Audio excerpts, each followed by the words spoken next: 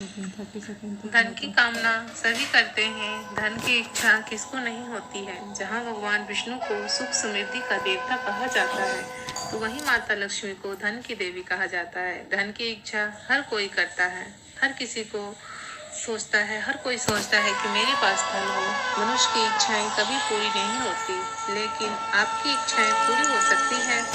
वह आप मेरे इस वीडियो को पूरा देखें। माता लक्ष्मी की कृपा पाने के लिए भगवान विष्णु को प्रसन्न करना अति आवश्यक माना जाता है, क्योंकि जहाँ श्री हरि का वास होता है, वहीं माता लक्ष्मी जी का भी वास होता है। माता लक्ष्मी जब भी फुर्सत में होती हैं, तो भगवान विष्णु के चरण में ही रहती हैं, उनके चरण को दबाती रहती हैं। इसका क्या कारण है, इन सभी सवालों के जवाब आज मैं आपको दूंगी। तो चलिए शुरू करते हैं।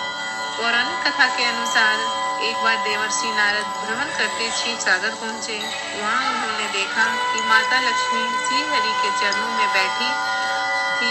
इस पर नारद मुनि ने माता लक्ष्मी से प्रश्न किया कि हे माते, आप हमेशा मेरे प्रभु के चरणों की सेवा इतनी श्रद्धा और भाव से क्यों करती हैं? इसका क्या कारण है?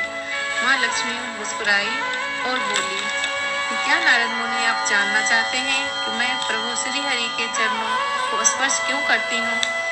तो मैं आपको आज बताऊंगी। आप सचमुच में जानना चाहते हैं तो मैं अपने प्रभु श्री हरि के चरणों की सेवा क्यों करती हूँ?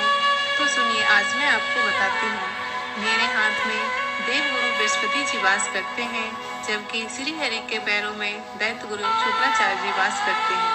हे देवर्षि नारद, जब मैं अपने प्रभु के चरण को स्पर्श करती हूँ तो इन दोनों का मिलन होता है। जब ये दोनों मिलते हैं तो धन का योग बनता है और धन की लक्ष्मी माता प्रसन्न होती है, जिसको भगवान श्री हरि ने अपने पुरुषार्थ से अपने बस में कर रखा है। अर्थात कहने का भाव अर्थ यह हुआ कि जो महिलाएं अपने पति के पैर को स्पर्श करती हैं, उनके घरों में धन, अन्न और वस्त्र के भंडार भरे रहते हैं। वह महिलाएं समाज और अपने परिवार में पूजनीय मानी जाती है। लेकिन महिलाओं के स्पर्श, चरण स्पर्श मात्र से धन में बरकत नहीं होती। पुरुषों को भी महिलाओं का सम्मान करना चाहिए, जैसे भगवान विष्णु माता लक्ष्मी जी का करते हैं।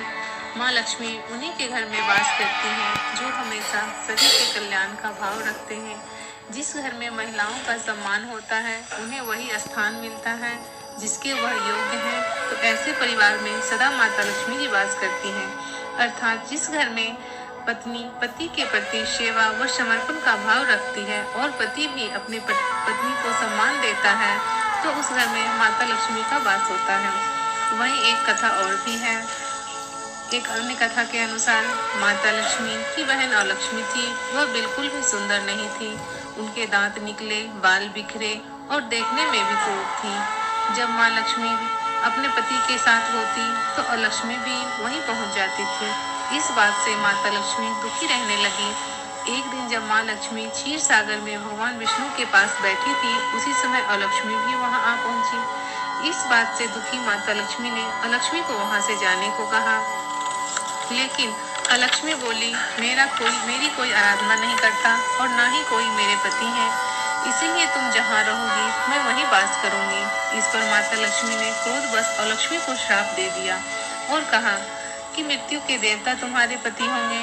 जहाँ भी गंदगी, लालच, ईर्ष्या, अधर्म, क्रोध और पाप होगा, तुम वहीं वास करोगी। इसलिए माता लक्ष्मी हमेशा भगवान विष्णु के चरणों में रहती हैं और उनके चरण को साफ करती रहती हैं और अपना पत्नी धर्म भी निभाती हैं। इसलिए माता लक्ष्मी भगवान विष्णु के चरण को स्पर्श करती रहती हैं। तो ये थी जानकारी कि माँ लक्ष्मी भगवान विष्णु के चरण को क्यों स्पर्श करती हैं। अगर आपको ये वीडियो अच्छा लगा तो आप मेरे वीडियो को लाइक कीजिए और मेरे चैनल को सब्सक्राइब कीजिए। आपने अपना कीमती समय दिया, इसके लिए आपका बहुत बहुत धन्यवाद।